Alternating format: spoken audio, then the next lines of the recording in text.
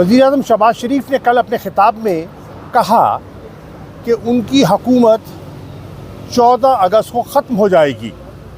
अगर उनका नुक्ता नज़र देखें तो लगता है कि वो टर्म मुकम्मल यानी कि 12 अगस्त को हो जाएगी, तो 14 को वो समझते हैं कि हुकूमत जाएगी।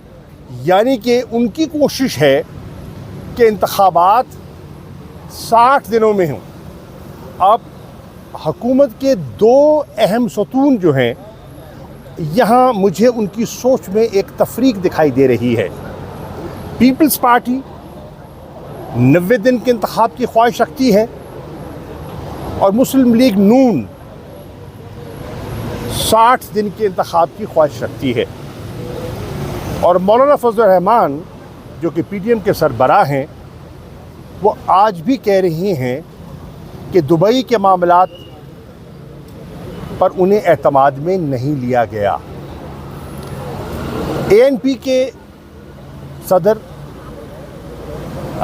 एमएल वली साहब ने एक्यूज़ किया है जेयूआई के गवर्नर को कि वो खैबर पख्तूनख्वा में अपनी जमात के लिए माहौल साजगार बनाने की कोशिश कर रहे हैं, यानी कि एएनपी के मफादात के बरक्स वो काम कर रहे हैं। तो ये एक आपको जो हुकूमती इस वक्त जो टोला है, उनकी सोच और उनकी जो सियासी दरारें हैं, वो आप जैसे जैसे इंतखाबात करीब आ रहे हैं वो वाज़ेह होती दिखाई दे रही हैं। नंबर 1। नंबर 2, हुकूमत ने अयाज सादिक साहब की सरबराही में एक पार्लिमानी कमेटी तश्कील दी है और वो पार्लिमानी कमेटी इंतखाबी इस्लाहात पर गौर व फिक्र कर रही है। ग़ालिबन 2 नशिस्तें भी हो गई उनकी। जो अखबारात में मैंने पढ़ा है और मीडिया से मुझे आगाही हासिल हुई है, उस कमेटी के सामने 73 के लगभग तरामीम रखी गई हैं और उस पर तबादला ख्याल हो रहा है। मेरा सवाल ये है कि पाकिस्तान तहरीक इंसाफ मुल्क की सबसे बड़ी जमात है, एक मेजर स्टेक होल्डर है, और इन ये जो कमेटी के सामने जो मुज़ाकरात हो रहे हैं, जो तबादला ख्याल हो रहा है, वहाँ तहरीक इंसाफ को दावत नहीं दी गई। सवाल है क्यों? क्या वो स्टेक होल्डर नहीं है? क्या उनकी ओपिनियन दरकार नहीं है? क्या कंसेंसस, एक पॉलिटिकल कंसेंसस बिल्ड करने के लिए, बेहतरी के लिए ये मुनासिब ना होता कि उनको भी दावत दी जाती?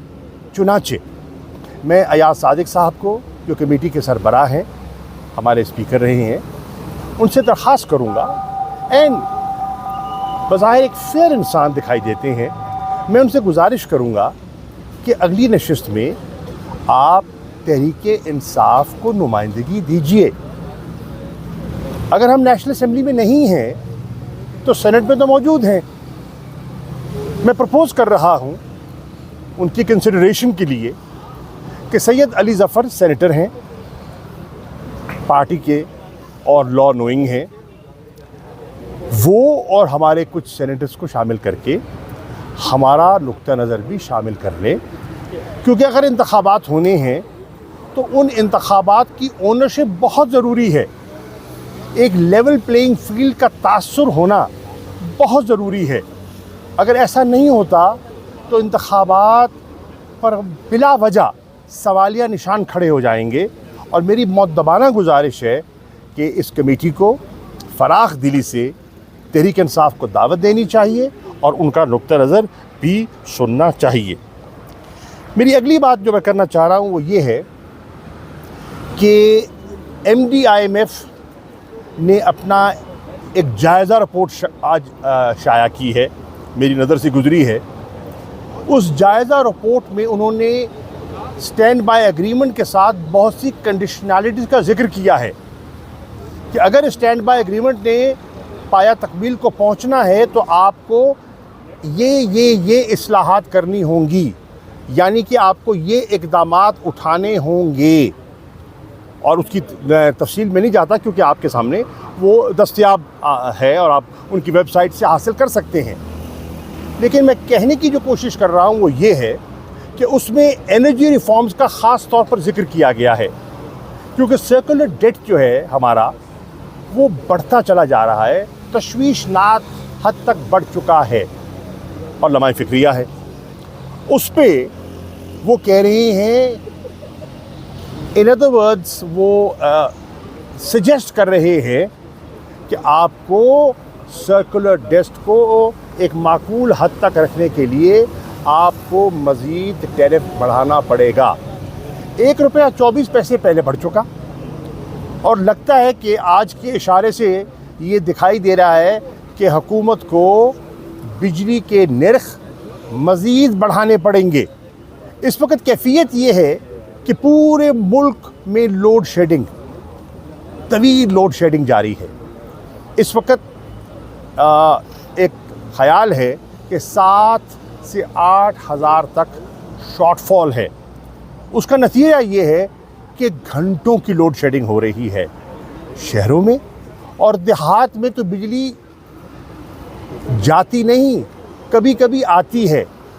12 14 گھنٹوں کی اس گرمی کے عالم میں، اس حبس کے عالم میں لوگ جو ہے وہ لوڈ شیڈنگ برداشت کر رہے ہیں، اور اس کے اوپر مزید جو ہے ٹیرف بڑھانے کی انہیں نوید سنا دی گئی ہے. مجھے افسوس سے کہنا پڑ رہا ہے اس حکومت نے بہت تاخیر کی، اور یہ اسٹینڈ بائی ایگریمنٹ اگر ان میں یکسوئی ہوتی تو آج سے 8-9 ماہ پہلے یہی رزلٹ آ جاتا جو آج آیا ہے.